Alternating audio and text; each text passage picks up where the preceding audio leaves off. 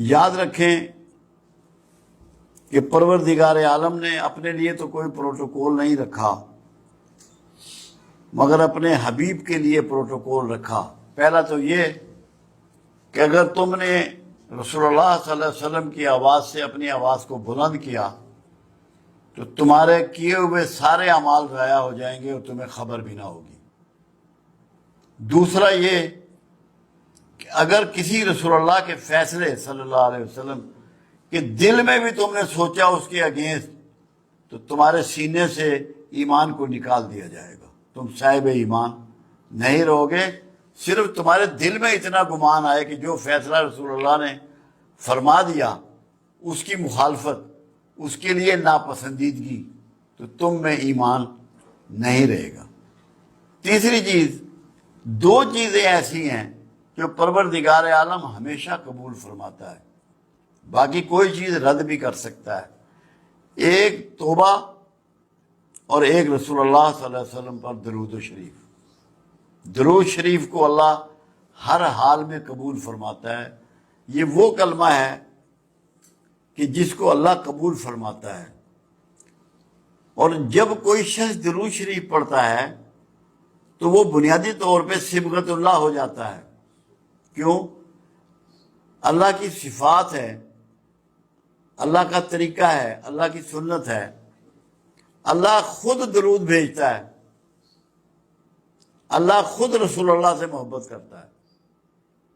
تو رسول اللہ صلی اللہ علیہ وسلم کی محبت کرنا، درود بھیجنا، یہ اللہ کی سنت پہ چلنا ہے، صبغت اللہ ہو جانا ہے۔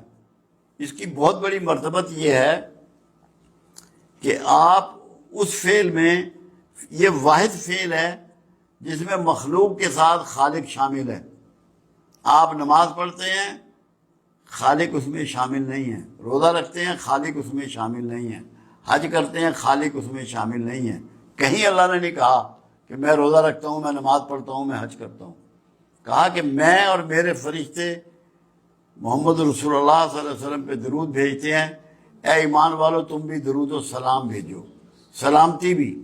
ایک تو یہ وہ دعا ہے کہ کائنات میں اس سے بڑھ کے کوئی دعا اگر ہوتی تو اللہ اپنے رسول صلی اللہ علیہ وسلم کے لیے یہ چاہتا کہ وہی دعا دی جائے، رحمت کی، برکت کی، سلامتی کی۔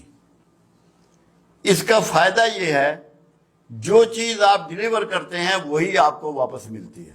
ایک فائدہ یہ ہے، ایک تو اللہ راضی ہوتا ہے، آپ صبغت اللہ ہوتے ہیں، اللہ کی سنت پہ عمل کر رہے ہوتے ہیں۔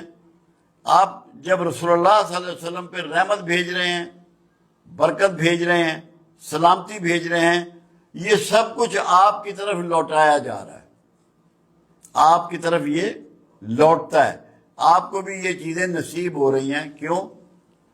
کہ جو بھی یہ گفٹ اللہ کے حبیب کی طرف روانہ کر رہا ہے، اللہ اس سے راضی ہوتا ہے اور اس کو انہی چیزوں کے ساتھ برکات اور رحمت اور سلامتی پہنچاتا ہے۔ دوسرا، خود اللہ کے رسول صلی اللہ علیہ وسلم کا فرمان مبارک ہے کہ جو میرا درود ہے وہ مجھ تک پہنچایا جاتا ہے لوگوں کو والدین کے ناموں کے ساتھ، کہ فلاں شخص نے، یہ ماں کا نام ہے، یہ باپ کا نام ہے، آپ کو اتنی مرتبہ درود شریف پیش کیا ہے۔ یہ سب سے بڑی بات ہے کہ آپ کا نام رسول اللہ کے دربار میں رجسٹر ہو جاتا ہے کہ اس شخص نے، اس کی یہ والدہ کا نام ہے، یہ اس کے باپ کا نام ہے، یہ درود شریف مجھے بھیجا ہے۔ آپ کے دفتر میں وہ ریکارڈ کرتے ہیں فرشتے، وہ پہنچا دیا جاتا ہے۔ دوسری بات یہ ہے کہ خود آپ کا فرمان یہ بھی ہے کہ شب جمعہ، یعنی کہ جو جمعرات کی رات ہوتی ہے، جس کو شب ہم جمعے کی کہہ رہے ہیں کیونکہ ہمارے یہاں رات پہلے ہوتی ہے، میں خود سنتا ہوں، میں خود سنتا ہوں۔ ایک بات اور ہے، قرآن حکیم میں وعدہ کیا گیا کہ تم جس کسی کو دعا دو